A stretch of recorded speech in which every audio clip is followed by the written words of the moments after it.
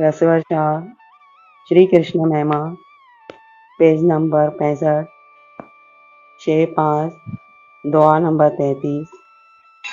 श्री राधे अति अकुलाई बोली तब देहु वसन नंदलाल, इतनी अनिति न करिए हमरे हाल बेहाल। कार्तिक व्रत करती हुई गोपांगनाएं यमुना जल में प्रातःकाल ठंड में स्नान कर रही थीं। कार्तिक की पूर्णिमा का दिन था। उनके भाव को जानकर के श्याम सुंदर आए और उनके वस्त्रों को उठा करके कदम पर चढ़ गए। कदम की डगालों पर वस्त्रों को डाल दिया। गोपांगनाएं जब निकलने की विचार करने लगी, तट पर देखा वस्त्र नहीं है, इधर उधर देखने लगी। तब कदम की डाली पर वस्त्र और श्याम सुंदर डगाल पर उल्टे सोए हुए मिले। तब कहने लगी गोपांगनाएं, इतनी अनीति न करो श्याम सुंदर, आज तक मटकी फोड़ते थे, माखन चुराते थे, आज वस्त्र भी चुरा के ले गए। हमारे शरीर पर वस्त्र नहीं और ठंड लग रही है, हमारे वस्त्र नीचे डाल दो, इतनी अनीति मत करो।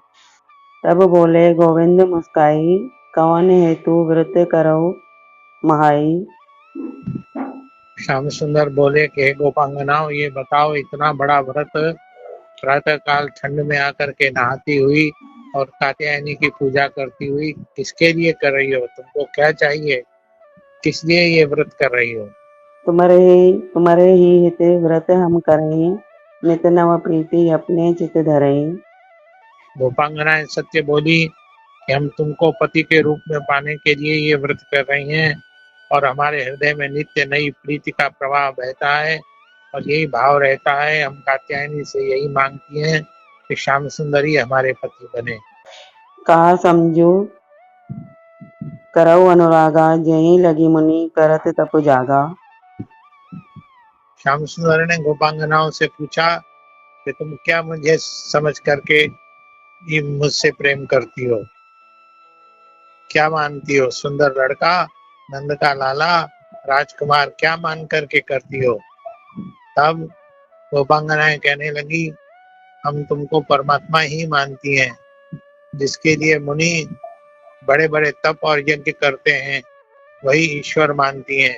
हम जानती हैं कि तुम ईश्वर हो, इसलिए हम तुमसे प्रेम करती हैं और तुमको पति के रूप में चाहती हैं। जो ईश्वर तो सर्वम व्यापक, जहीं जल ठाड़ी तहीं पुनि व्यापक। अगर तुम मुझे ईश्वर मानती हो, श्याम सुंदर बोले, तो फिर ईश्वर तो सर्वव्यापक होता है। जिस जल में तुम खड़ी हो, मैं क्या उसमें नहीं हूँ? जिस जल में तुम अपने पूरे शरीर को प्रवेश करा करके खड़ी हो, तो तुम्हारे जल का स्पर्श तो तुम्हारे पूरे शरीर से हो रहा है। वेद कहो कसे ईश, जीवा मदी देह भाव त्यागऊ प्रेम सदी। ईश्वर और जीव में क्या भेद होता है? व्यक्ति अपने से थोड़ी शर्माता है। ईश्वर और जीव तो एक ही है। ईश्वर और जीव में क्या भेद है? अगर तुम मुझे ईश्वर मानती हो तो जीव के रूप में, आत्मा के रूप में मैं तुम्हारे अंदर बैठा हूँ, फिर मुझसे क्या, कैसा भेद, कैसी दूरी, कैसा पर्दा? इमी माया शत दियो हटाई, गोपी स्वयं प्रकाश समाई। आज गोपांगनाओं को समझ में आया श्याम सुंदर की ये वाणी सुन करके कि ये जो माया का आवरण है, इसी के कारण से जीव अपने आप को ईश्वर से अलग समझता है। ये माया का आवरण, माया का वस्त्र दूर हो जाए तो व्यक्ति अपने अंतःकरण में ही, आत्मा में ही परमात्मा का दर्शन करेगा। ऐसे माया का आवरण दूर कर दिया और गोपियां आत्मानंद में मग्न हो गई। यमुना जी के जल में खड़े खड़े ही उनको आत्मज्ञान हो गया कि हम और श्री कृष्ण अलग अलग नहीं है।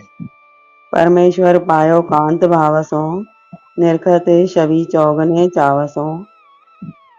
परमेश्वर को जिस भाव से उन्होंने कात्यायनी से मांगा था, उस कांत भाव से पा लिया। परमेश्वर पायो कांत भाव सो, निरखते छवि चौगने चावसो।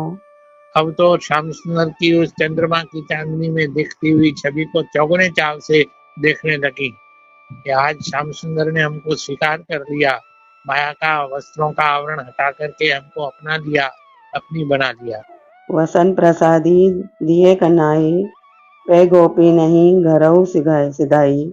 और गोपांगनाओं के वस्त्र, लहंगे, चुन्नी, कंचुकी अपने कंधों पर रख करके ठाकुर नीचे आए और एक एक गोपी को बुला करके उनके वस्त्र पूछ पूछ करके उनको दिए। इस प्रकार अब वो आवरण प्रसाद के रूप में दिया गया।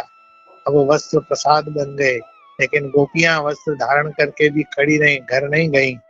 आंखें नीचे करके श्याम सुंदर के सामने धीरे धीरे पलकों को ऊपर उठा करके देख लेती, उनके मुख को फिर नेत्र नीचे कर लेती। श्याम सुंदर बोले, अब वस्त्र मिल गए, अब ये धारण कर लिए, कात्यायनी की पूजा करो और अपने घर जाओ। तब कहो श्याम सुजान आगे शरद की पूर्णिमा, टेरो सबही वंशी धुनी महाराज की मंगिमा। भंगिमा। तब श्याम सुंदर ने कहा कि तुमको 11 महीने इंतजार करना है। अगली शरद पूर्णिमा के दिन मैं सबको बंसी बजा करके उनके नाम बंसी में बुला करके पुकारूंगा और तब मैं महाराज करूंगा। तब मैं तुमको अपने प्रेयसी के रूप में स्वीकार करूंगा। राधे राधे बाबा जी। राधे।